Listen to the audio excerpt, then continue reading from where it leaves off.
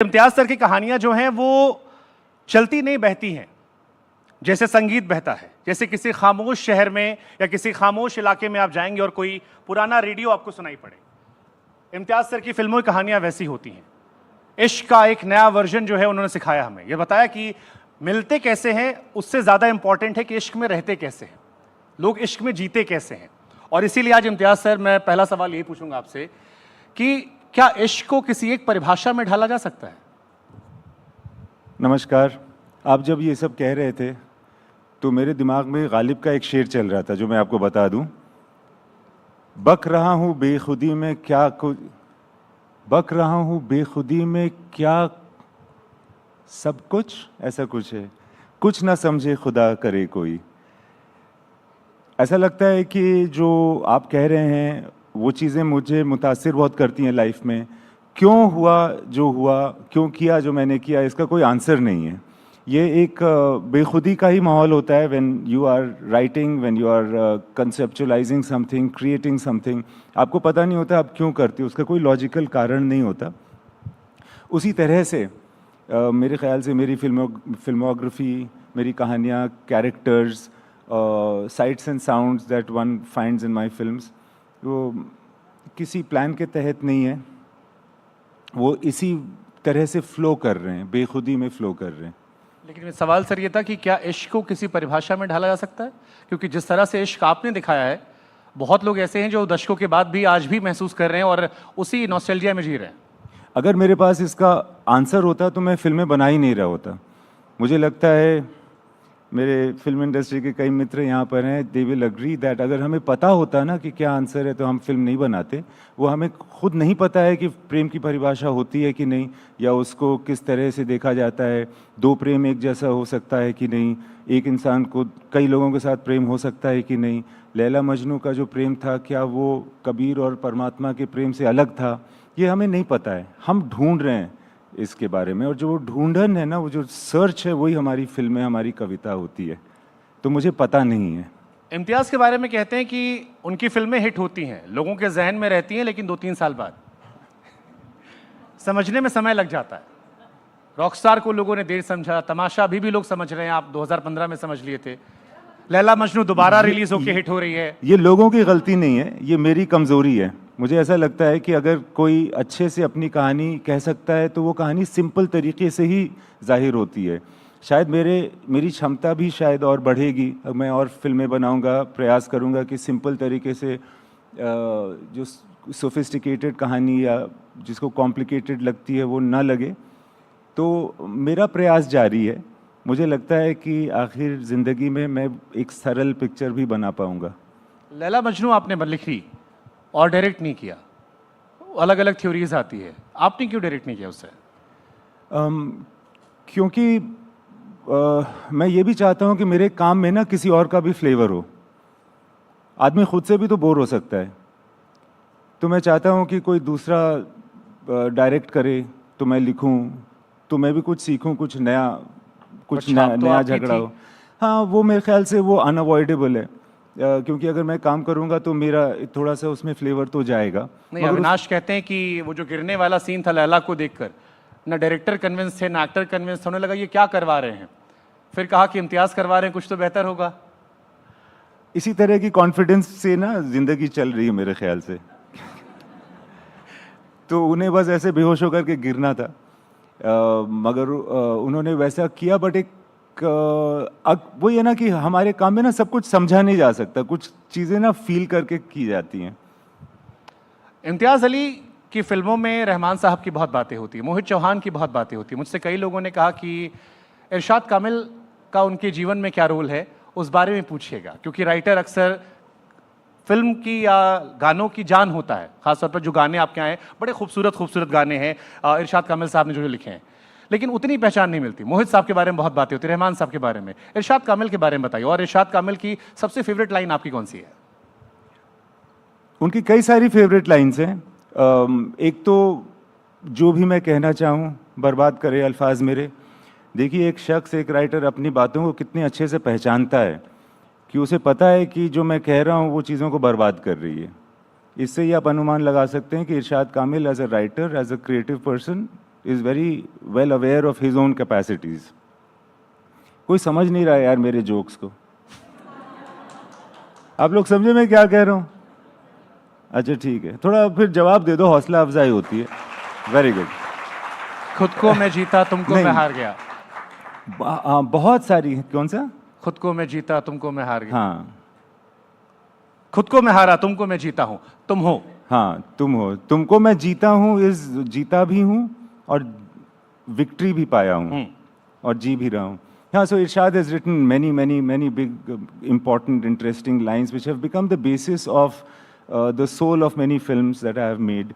और आपने ये चीज़ नोटिस की होगी कि बहुत सारे फिल्में, 9 फिल्में मैंने डायरेक्ट की हैं, 9 की 9 में लिरिक्स इरशाद कामिल ने ही लिखा है। कोई और ऐसा टेक्नीशियन नहीं है जिसने मेरी हर फिल्म में काम किया है।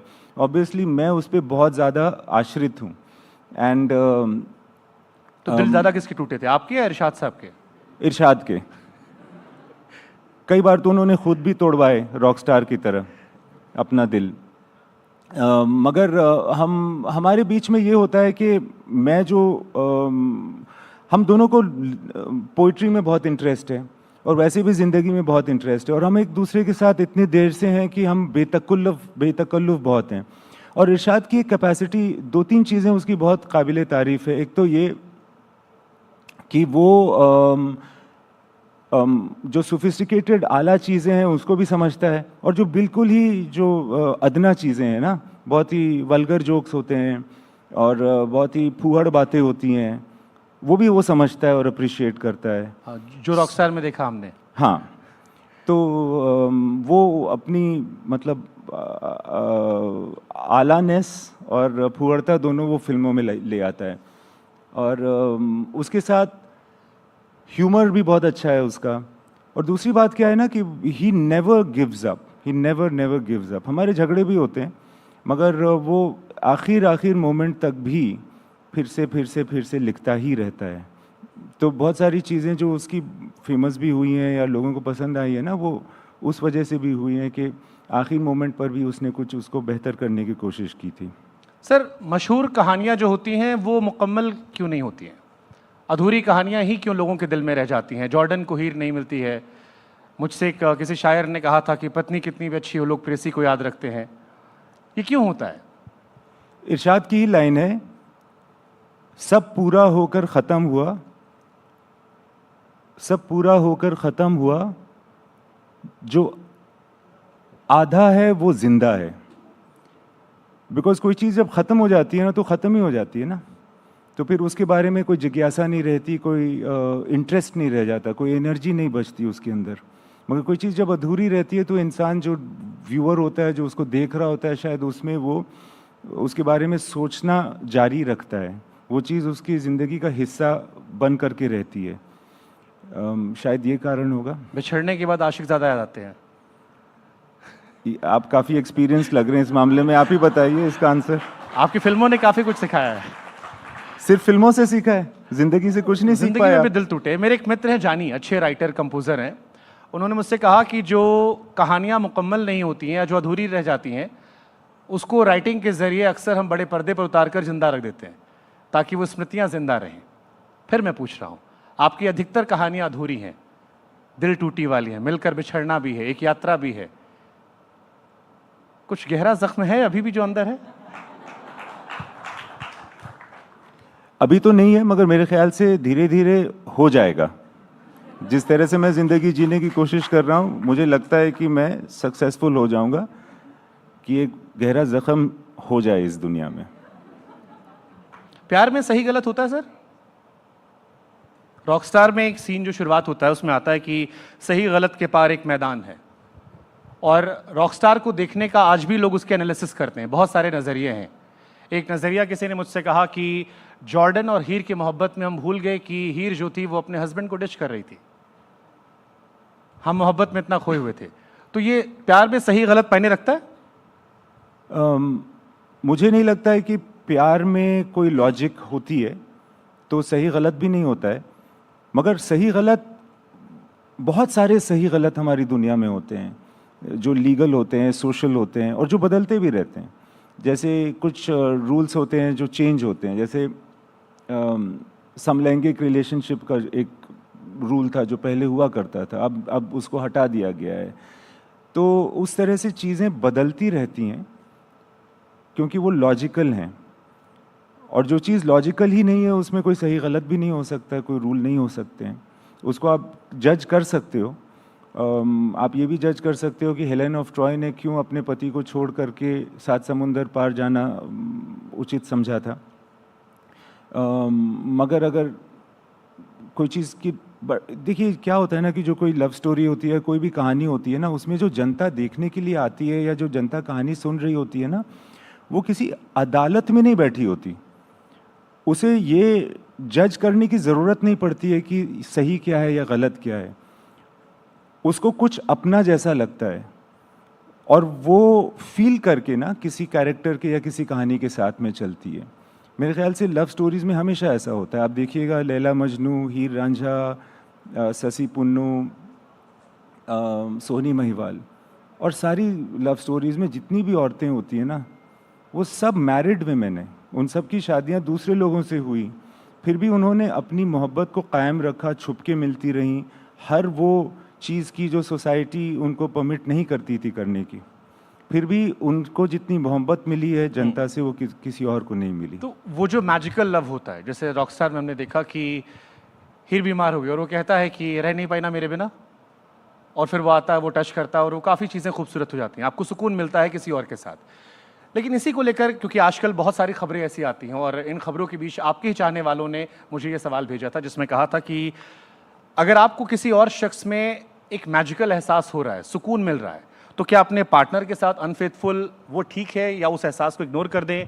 क्योंकि इस बीच में कई घटनाएं भी ऐसी आईं, जैसे हाल फिलहाल में घटना मेघालय की थी और बहुत सारी घटनाएं, हालांकि उसमें अतिशयोक्ति हो गई, लेकिन इन जनरल क्योंकि आपने इस फिल्म को बनाया है, मैं उस नज़रिए को समझना चाहता हूँ।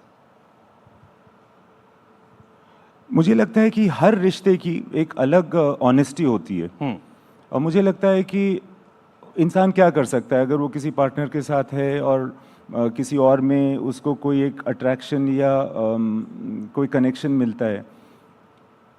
आई थिंक ये सबके साथ होता है और सबके साथ हो सकता है। What I would try to tell myself is that try to be truthful to all parties concern. इसके बियॉन्ड कोई और पॉलिसी नहीं हो सकती। और क्या होता है ना कि if you dare to say the truth, if you dare to share the truth and not hide it, not conceal it, then it will give you, it will show you a way to go forward also.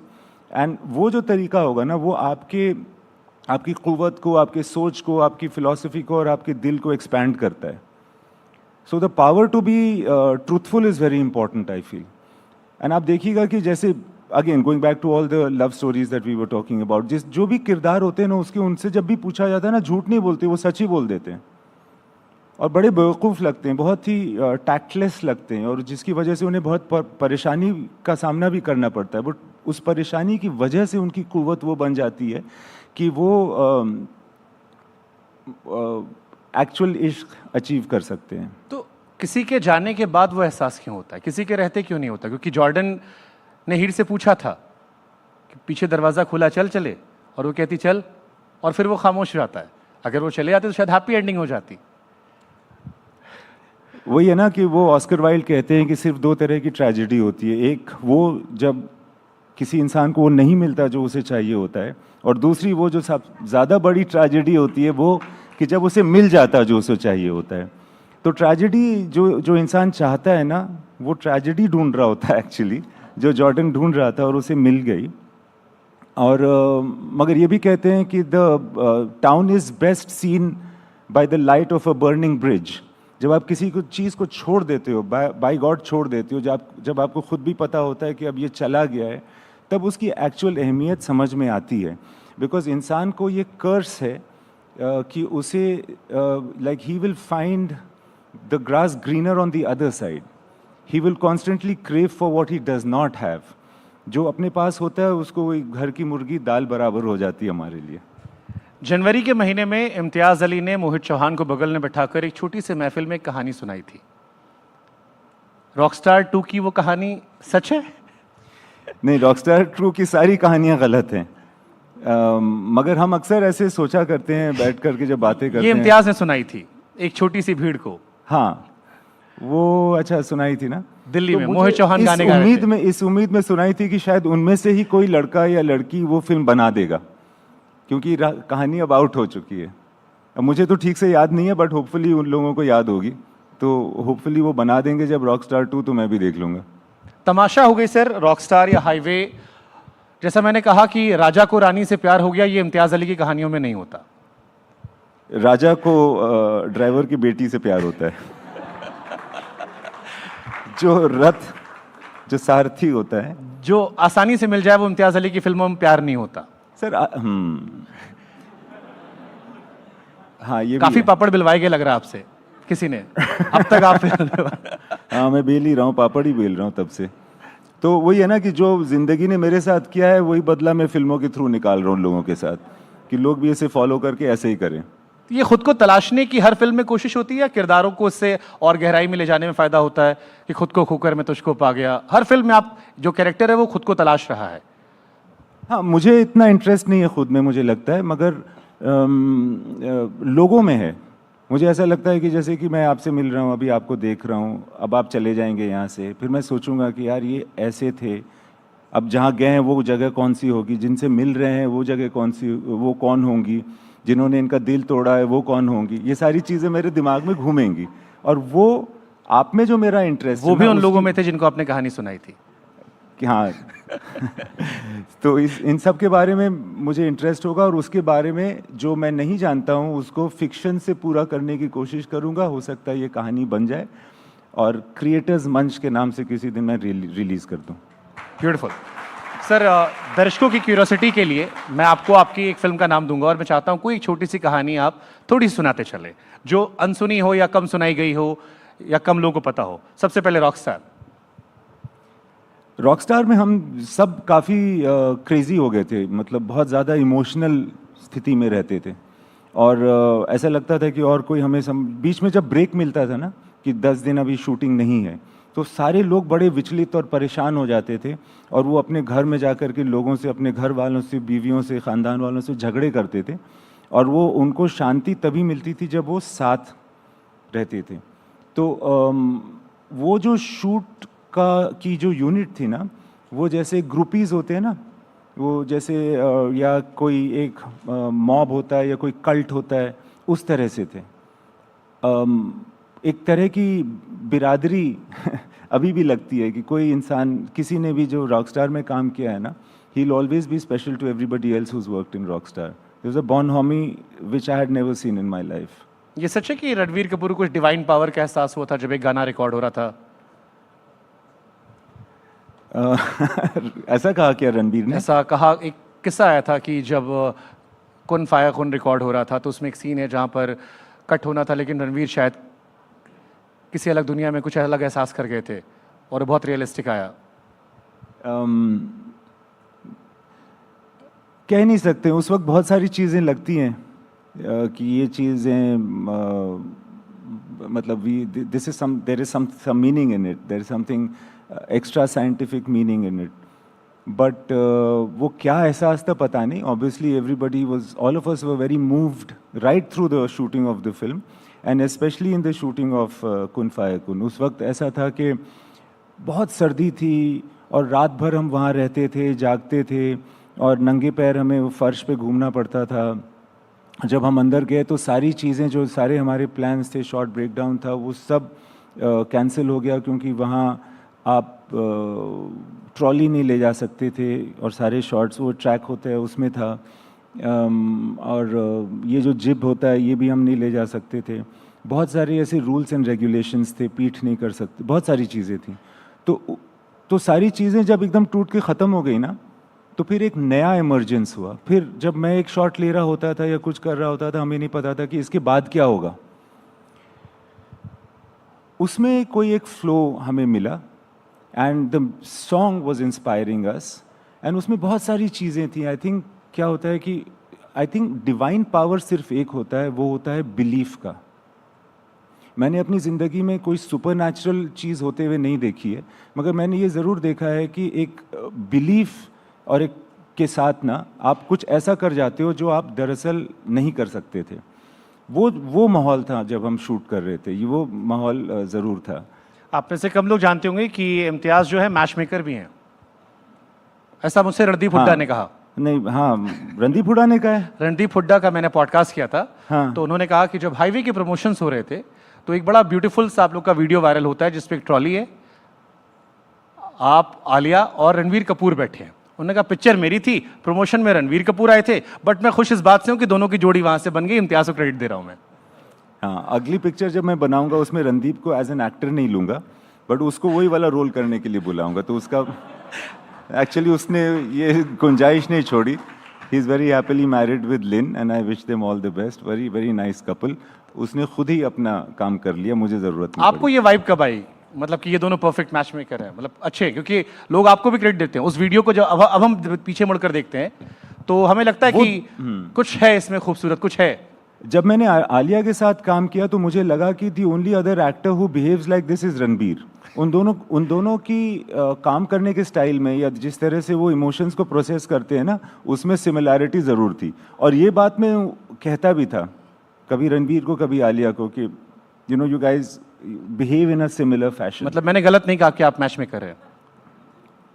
नहीं, मेरा credit बिल्कुल नहीं है। They also I think liked each other a lot. Alia को बहुत पसंद थे रणवीर। आलिया को पसंद है हाँ, रणबीर। उन्होंने कई बार सार्वजनिक मंचों से पहले कह रखा था कि मुझे रणवीर से शादी करनी है। हाँ, और इम्पोर्टेंट बात यह है कि वो अब भी पसंद है, शादी के बाद भी पसंद है, ऐसा ये बड़ा रेयर है। चलिए मैं इसी पे सवाल पूछ लेता हूँ, जैसे आपने कहा कि अभी भी पसंद है।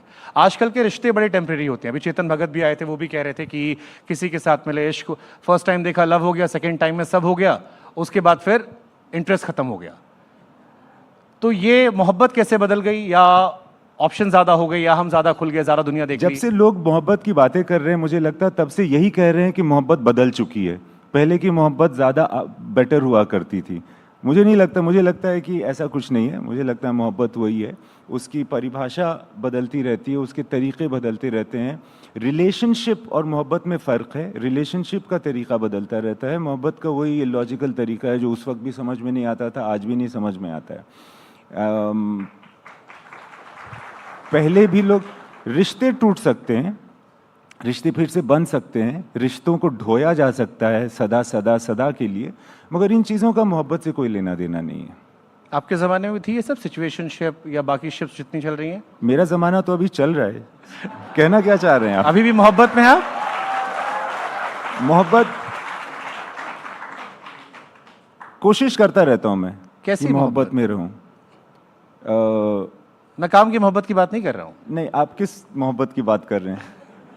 वो जिस जो फिल्मों- मोहब्बत की आप वो जो बात फिल्मों कर- में दिखाई पड़ती है आपके, वो रूहानी एहसास, वो मैजिक टच वाला मोहब्बत। वही कह रहा हूँ ना कि अगर जिंदगी में इतना कुछ होता तो मैं फिल्में क्यों बना रहा होता। समझ गए आप? बहुत डीप बात है।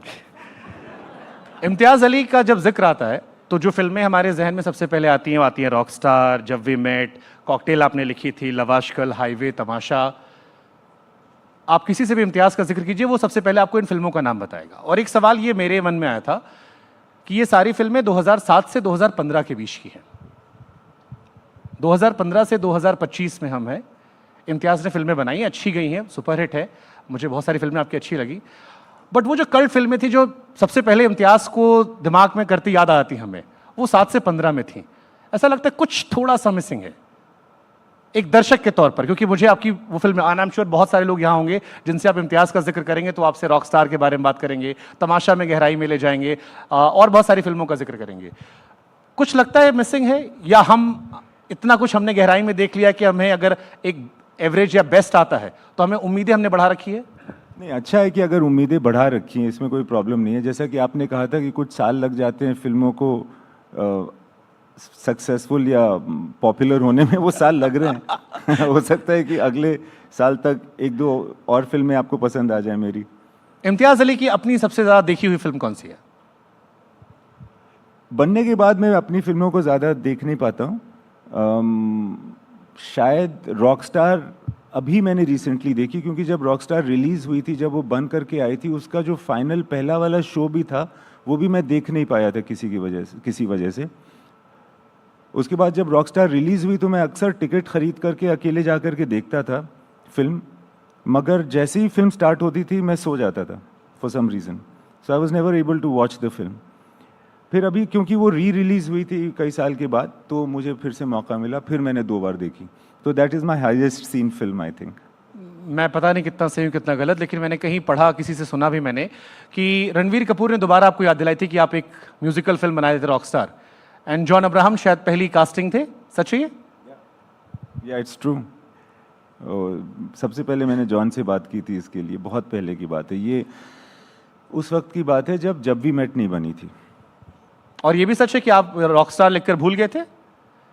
एक्चुअली मैं भूल भी नहीं गया था, वो जो मेरा डॉक्यूमेंट था वो गायब हो गया था, वो कंप्यूटर क्रैश कर गया था और किसी तरीके से मैं उसको रिट्रीव नहीं कर पाया जो स्क्रिप्ट थी। तो जब कई साल के बाद वो कहानी मैंने एक्चुअली रणबीर को सुनाई और रणबीर ने कहा हाँ ठीक है ये करते हैं, तो मैंने उस स्क्रिप्ट को ढूंढने की कोशिश की, तो पता चला कि वो गायब हो चुकी है मेरे कंप्यूटर में कहीं ना कहीं। तो मुझे फिर उसको याददाश्त से दोबारा लिखना पड़ा, और ये बहुत अच्छा हुआ क्योंकि फिर जैसे रूमी के साथ एक वाक़या हुआ था कि उन्होंने अपनी सारी कविताएं, बहुत बड़े वो शायर थे रूमी, तो उन्होंने सारी कविताएं इनको दी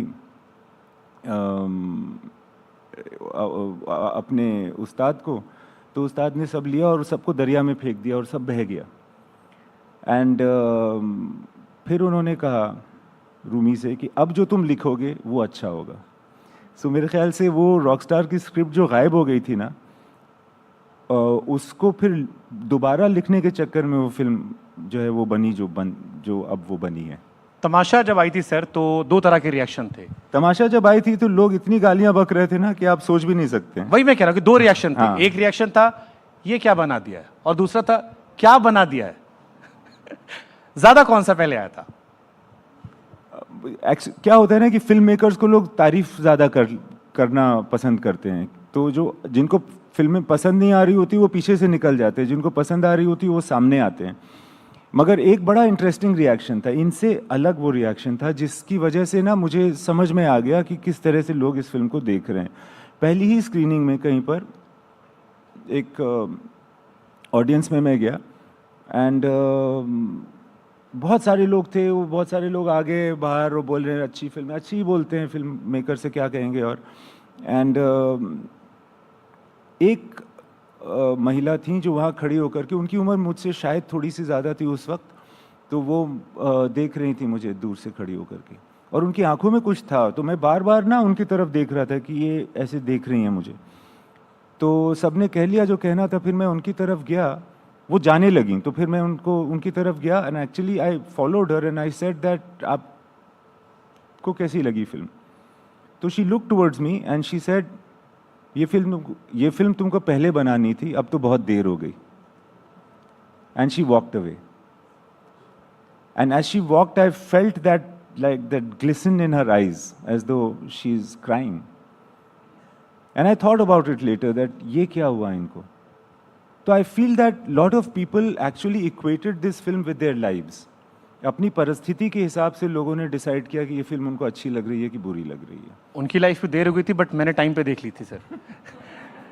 इसके पहले आप क्या कर रहे थे? दीपिका बीटेक कर रहा था मैं, और जब दीपिका उससे कहती है कि तुम किसी और की जिंदगी जी रहे हो, उसी वक्त आपने छोड़ दिया कोर्स। 2-3 फिल्में मेरी लाइफ में बड़ी इंपॉर्टेंट रही, उसमें 3 इडियट थी, और एक सीन अच्छा था ये वाला, जिसमें वो एहसास होता है कि आप किसी और की जिंदगी जी रहे हो, आप कुछ और करना चाहते हो जहाँ शायद आप बेहतर कर सकते हो। तो मैंने टाइम पे देख ली थी, और मैम से भले मिस हो गई होगी, बट मैंने टाइम पे देखी थी। अगर तुम साथ हो ये पहले सॉन्ग नहीं था? नहीं, एक्चुअली कोई और सॉन्ग था जो अब याद नहीं है। उसके पहले एक और सॉन्ग था, सेम सीन पे शूट हो चुका था। सेम सीन शूट मैंने हाँ किसी और गाने के साथ किया था। उसके बाद रहमान सर ने बोला नहीं I think I can do better, तो फिर उन्होंने एक और गाना बनाया, तो मैंने बोला बड़ा अच्छा गाना है, तो उन्होंने कहा no no I think we can do better than this. फिर तीसरा गाना बना अगर तुम साथ हो, उसके बाद भी उन्होंने कहा कि no no I think we can do better, and फिर मैंने कहा कि sir you please carry on doing better, but this is the song that will go into the film.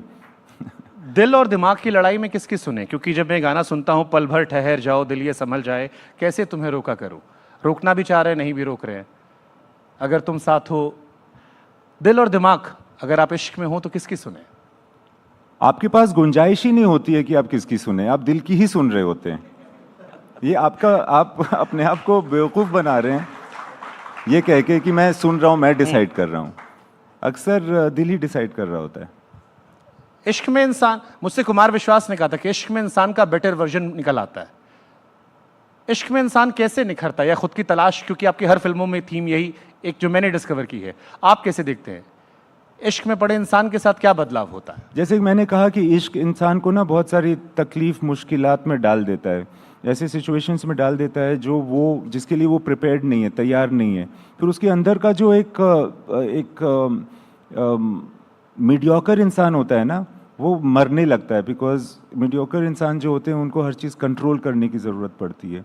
फिर जो बेटर वर्जन वाला इंसान होता है, जिसके अंदर वो सलाहियत होती है कि वो इन सिचुएशंस को सर्वाइव कर सके, उसका जन्म होता है। मुझे लगता है कि इश्क जो होता है ना, it opens the door to your heart and you start to feel more and more, and then things get more and more difficult, and you're seeking questions, but when you get the answer, there are two more questions with that answer, and so it's like a journey that begins. और इस रास्ते में आप बहुत कुछ सीखते हैं, बहुत कुछ जो आपको नहीं चाहिए था वो आपको मिलता है। लैला मजनू में कहीं आपने कहा था कि लैला इश्क के तसव्वुर में थी, उसे इश्क था। किसी के साथ होकर भी इश्क में होना क्या होता है कि तुमसे प्यार नहीं लेकिन मैं खुद में इश्क में हूं, इश्क से इश्क है, ये क्या परिभाषा थी? बड़ा डीप कॉम्प्लिकेटेड था। एक्चुअली मैंने लैला मजनू ना बनानी नहीं चाहिए थी, मैंने सिर्फ अपनी एंटरटेनमेंट के लिए उसके 2-3 सीन खुद ही मैंने लिखे थे। और लिखा रात करो को सर अपने बैठकर। एंटरटेनमेंट के लिए। आप लिखूंगा मैं तो मैं सोच रहा हूँ कि अब हीर रांझा के सीन्स लिखूं, मगर लैला की मुझे एक बात बहुत ज़्यादा इंटरेस्टिंग लगती थी। और माइंड यू, ये जो कहानियाँ हैं ना, ये इतने हज़ार साल से, मतलब 100 साल से चल रही हैं, तो कुछ ना कुछ इसमें सत्य ज़रूर होगा। लैला की कहानी में क्या होता है कि उसको प्यार था, वो चाहती थी कि वो फलाने चश्मे में जा कर के एक मन्नत मांगे अपने आशिक के लिए, मगर उसको उसकी दोस्तों ने कहा कि भाई कोई है भी जिससे तुमको इश्क है। तो लैला ने रियलाइज़ किया कि मुझे इश्क तो है, मगर कोई बंदा नहीं है जिससे इश्क है। फिर उसने ढूंढा अपने दिमाग में कि कोई मेरे जहन में है जिसको मैं ऑब्जेक्ट बनाऊं, ताकि मेरा ये जो इश्क है ये समझ में आए कि अच्छा हाँ मुझे इससे इश्क है। तो उसको याद आया कि एक लड़का था जिससे मैं बहुत पहले मिली थी, चलो उसी को मैं अपना लवर बना लेती हूँ, मगर मुझे इश्क में होना है। इश्क करने की जो ज़रूरत होती है ना, शायद वो पहले आती है, और जिससे आप इश्क करते हैं ना, वो शायद हो सकता है बाद में आए। कि आप देखेंगे कि अगर ऐसे बहुत सारे लोग होते हैं जिनके कई रिश्ते होते हैं, वो अपने हर रिश्ते में एक ही जैसे बिहेव करते हैं, ऐसा नहीं होता कि वो बदल जाते हैं। तो मेरे ख्याल से कहीं ना कहीं इश्क करने की ज़रूरत इंसान की अपनी खुद की होती है। खूबसूरत, आई मीन ये बहुत खूबसूरत है। ये सबसे ज़्यादा किस फिल्म के सीक्वल की बात आपसे लोगों ने की सर? रॉकस्टार के सीक्वल की, और जब वी मेट के सीक्वल की बहुत यही मेरा सवाल आने वाला था, क्योंकि शाहिद और करीना मिलकर बिछड़े अभी भी जब सामने पड़ते हैं तो इंस्टाग्राम पे रील आ जाती है जब वी मेट के गाने के साथ, और लोग पूछते हैं कि इम्तियाज़ अली फिर कब मिलाएंगे। वो फिल्म की कहानी ऐसी थी, मुझे लगता है कि एक्चुअली मैंने एक फिल्म बनाई जो लोगों ने बहुत ज़्यादा पसंद नहीं की, वो थी लव आजकल 2। हालांकि वो सीक्वल नहीं थी, क्योंकि वो कहानी कुछ और थी। कहानी मेरे ख्याल से एक टाइम पे जो जैसे रॉकस्टार की कहानी है, ख़ास करके जब वी मेट की कहानी है, उसमें कुछ अब बचा नहीं है कहने को ना, तो उसको फिर से कहना, बिकॉज आजकल क्या हो रहा है ना कि जो भी 2 होता है ना वो बहुत चल जाता है, तो हर आदमी कुछ ना कुछ 2। मैं तो सोच रहा हूँ एक फिल्म बनाऊँ जो नई हो, उसका नाम 2 कर दूँ, क्रिएटर्स मंच 2, तो फिर वो चल जाएगा। आपकी लव आजकल की कास्टिंग बहुत स्ट्रांग थी। हालांकि कास्टिंग में पहले भी सवाल उठे, जैसे रॉकस्टार आई थी तो उसमें शुरू में बहुत सारे लोगों ने नरगिस को लेकर सवाल उठाए, बाद में सब ने अप्रिशिएट किया। लव आजकल 2 की कास्टिंग ठीक थी, या किसी ने कहा आपसे कभी कि? मेरे ख्याल से कास्टिंग अच्छी थी, मगर वो फिल्म अपनी पूरी पोटेंशियल पे नहीं जा सकी, जिसका मतलब वो होता है यार, we always try to do the best, sometimes it doesn't happen. एक फिल्म आई थी चमकीला, आपकी बड़ी खूबसूरत फिल्म थी, और जैसा आपकी फिल्मों में होता है कि जो किरदार होता है वो अक्सर एक कश्मकश में अब होता चमकीला तो मेरी लास्ट फिल्म थी, आप कैसे उसको खूबसूरत बोल रहे हैं? वो तो 2017 के बाद बनी है। मैंने उसमें इसलिए कोट किया था, कुछ फिल्में मुझे अच्छी लगी। बट वो कल्ट फिल्मों में नाम अभी भी वही आता है। मुझे रॉकस्टार देखनी है, मुझे तमाशा देखनी है, मुझे लव आजकल देखनी है, कॉकटेल दोबारा देखनी है, वैसी फिल्में मैं मिस कहीं करता ऐसा तो नहीं कि उन सन के बीच में आप फिल्मों के बड़े हूं। नहीं, मैं आज शौकीन भी थे और अब नहीं है? मैं आज भी खुद इश्क में तसव्वुर हूँ। जैसे इरशाद ने एक बंदे को बोला था कि आपने पिछली 3 फिल्मों में यही कहा है कि फर्स्ट हाफ बहुत अच्छा लगा और सेकंड हाफ अच्छा नहीं लगा। कहीं ऐसा तो नहीं कि आप बंदे ही ऐसे हैं जिसको फर्स्ट हाफ ज्यादा पसंद है? चमकीला या आपकी जितनी फिल्में सर है, उसमें किरदार जो होता है वो अक्सर कश्मकश में होता है। दिलजीत भी आजकल थोड़ा कश्मकश में चल रहे हैं। एक फैसला है जिसमें कुछ उन्हें सही मान रहे हैं, कुछ उन्हें गलत मान रहे हैं। क्योंकि आप फिल्म मेकर हैं, नेशनलिटी का मामला है, मुझे लगता है कम से कम मैं आपकी राय ले सकता हूं कि जो ये रिसेंट एक कहानी चल रही है पाकिस्तान के साथ काम करने को लेकर। देखिए, इसमें मैं ज़्यादा तो कुछ नहीं कह सकता हूँ, मगर मुझे लगता है क्योंकि मैं दिलजीत को जानता हूँ तो मैं जानता हूँ कि उसके दिल में देशभक्ति का जज्बा बहुत स्ट्रांग है। वो बिल्कुल सन ऑफ द सॉइल है। आप देखिएगा कि उसके जो कॉन्सर्ट्स इतने फेमस हुए हैं, आखिर में वो हिंदुस्तान का झंडा लेता है। और वो ऐसा बंदा नहीं है कि झूठ मूठ कोई चीज़ करे, फेकनेस के साथ वो कुछ नहीं करता है।